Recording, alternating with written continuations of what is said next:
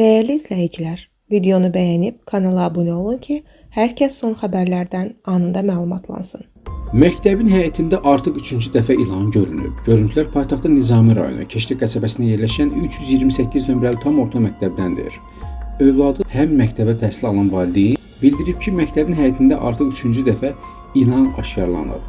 Biz də yolumuzu 328 saylı məktəbini salıb vəziyyətlə maraqlandıq. Valideynlər hadisədən sonra məktəbdə bir gün dərslərə fasilə verdiyini dedilər.